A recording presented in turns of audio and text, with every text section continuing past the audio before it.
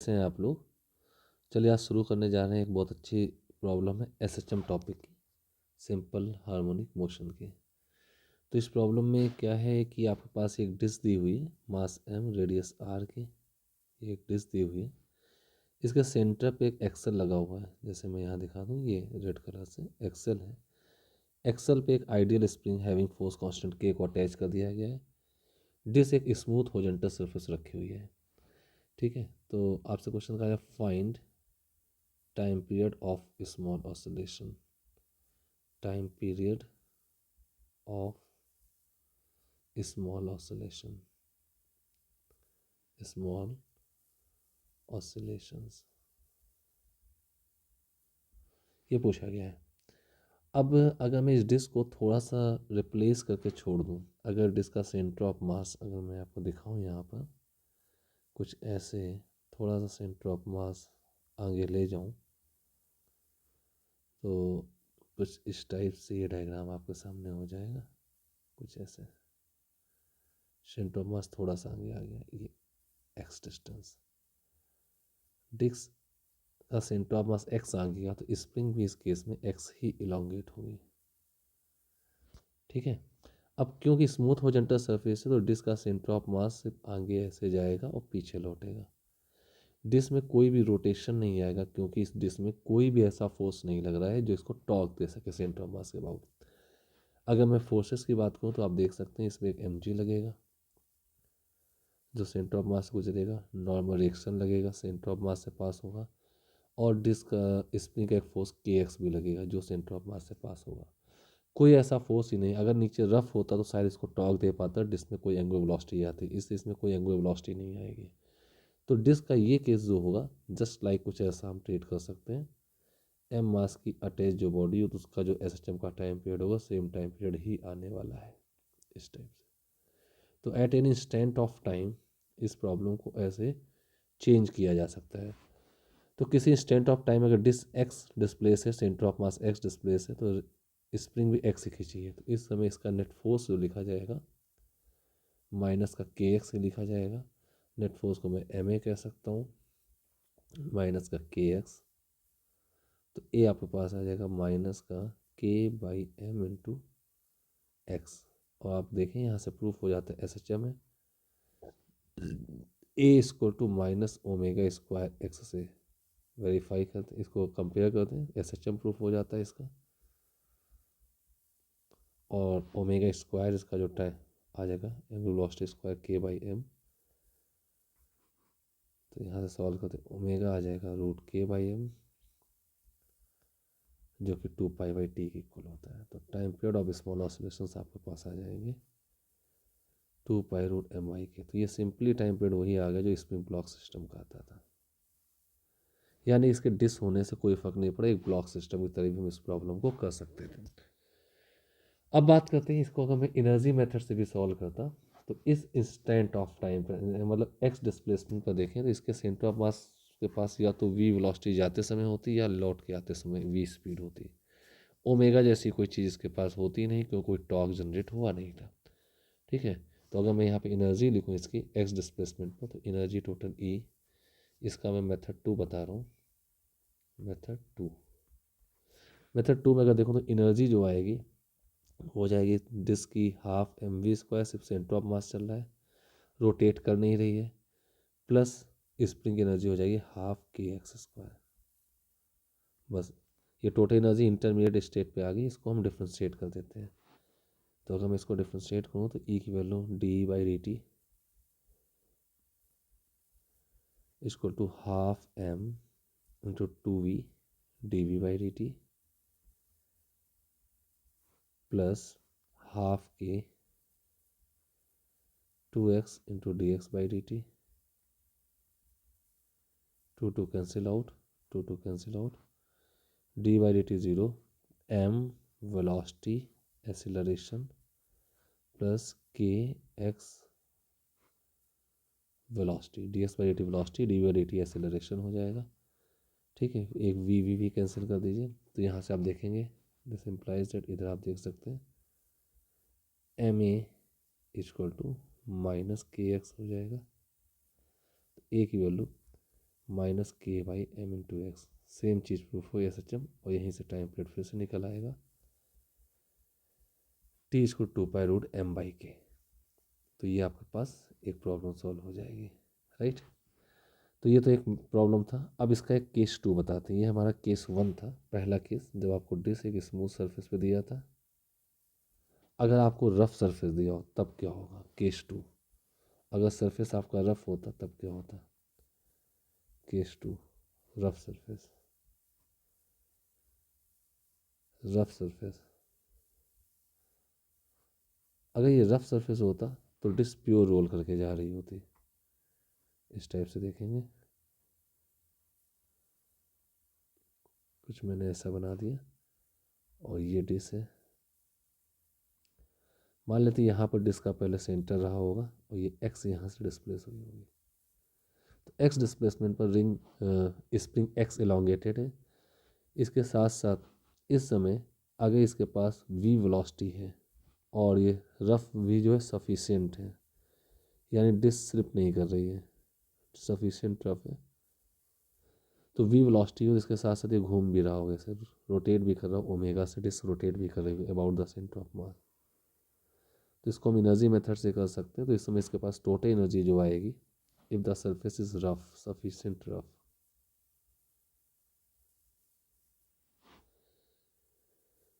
Total energy of system होगा half mv²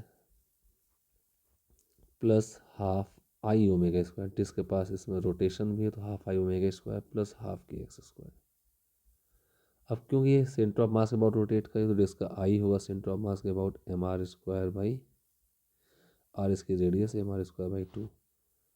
तो half mv² plus 1/2 mr²/2 into omega square plus half के x square, half के x square. अब क्योंकि pure roll करते जा रही है तो आर ओमेगा की वैल्यू सेंटर ऑफ मास की वी के इक्वल होनी चाहिए according to condition of pure rolling. तो आप देख सकते हैं mr², ये जो टर्म था r², वी स्क्वायर लिख देंगे तो ये 2 to 4 हो गया। तो हाफ mv² प्लस 1/4 mv²। यहाँ पे जो कैपिटल एम लिख गया था मैं इसको हटाता हूँ, ये स्मॉल एम था, बाई मिस्टेक लिख गया था, प्लस हाफ के एक्स स्क्वायर। तो 1/4 प्लस 1/2 3/4 हो जाएगा mv² प्लस 1/2 के एक्स स्क्वायर, ये हो जाएगा। एनर्जी की वैल्यू आ गई। अब यहाँ से इसको डिफ्रेंशिएट करना शुरू करते हैं। अब अगर इसको हम डिफ्रेंशिएट करें तो d/dt टोटल एनर्जी सिस्टम में 0 होती है, इक्वल टू 3/4 m v² का डिफ्रेंशिएशन होगा 2v इंटू dv/dt प्लस 1/2 के एक्स स्क्वायर, सॉरी के, और एक्स स्क्वायर का डिफ्रेंशिएशन हो जाएगा 2x इंटू dx/dt। अब 0 इक्वल टू 2 से 2 कैंसिल, 3/2 mv एसिलरेशन, ये हो जाएगा 3/2 mv acceleration plus 2 cancel out, तो ये हो जाएगा k x velocity equal to 0। Velocity cancel out हो गई, तो यहाँ से आएगा। अब स्टेप यहाँ देख सकते हैं दिस वन, तो ये आएगा 3/2 ma इक्वल टू के एक्स माइनस का के एक्स, तो ए आ जाएगा 2k/3m into x minus sign के साथ, हेंस SHM, ये वेरीफाई हो गया। यहाँ से SHM प्रूफ हो जाएगा। और यहाँ से देखें ओमेगा स्क्वायर जो आएगा आपके पास 2k/3m आ जाएगा। तो मैं यहाँ से स्क्वायर हटाऊँ तो रूट लगा सकता हूँ, इसको 2π/t लिख सकता हूँ। तो टी की वैल्यू आ गई 2π रूट ओवर 2k/3m था, 3m/2k।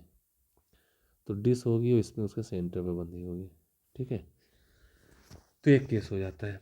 अब ये केस हॉरिजॉन्टल प्लेन पर हो या इंक्लाइन प्लेन पर हो कोई फ़र्क नहीं पड़ता। मैं आपको कंफर्म कर दूं, अगर यही केस इंक्लाइन प्लेन पर भी होता कहीं, दिस वन ऐसे, दिस टाइप,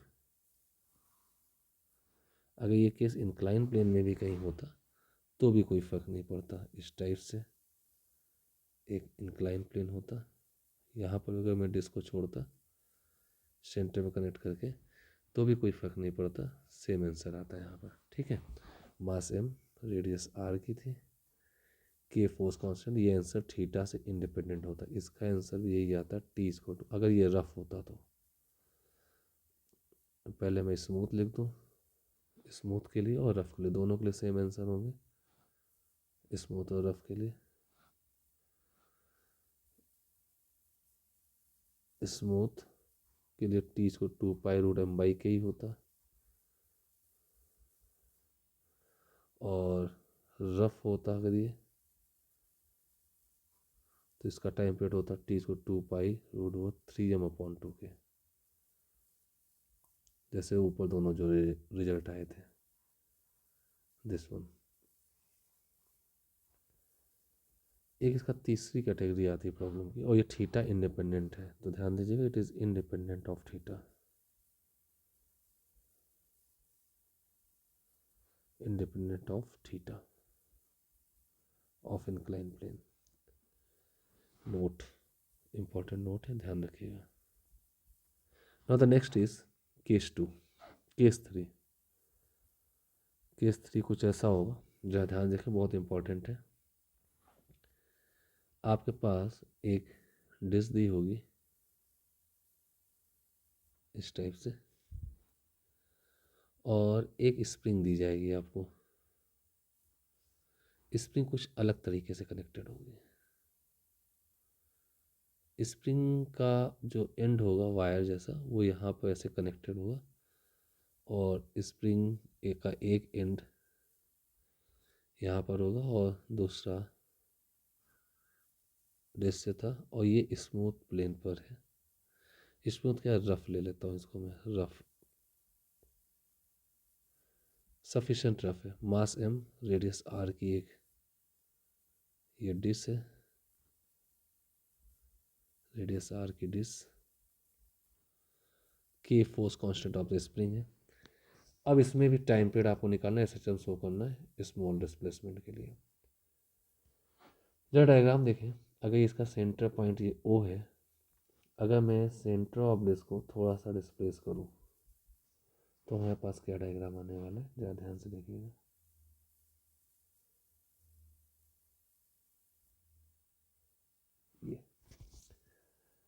ये हमारे सेंटर की लोकेशन थी, दिस वन। स्प्रिंग यहाँ पे नेचुरल लेंथ पे थी ऐसे। अब स्प्रिंग को सेंटर ऑफ डिस्क को क्या किया गया, थोड़ा सा डिस्प्लेस कर दिया गया ऐसे। ये डायग्राम ही गलत हो गया, जस्ट ए मिनट,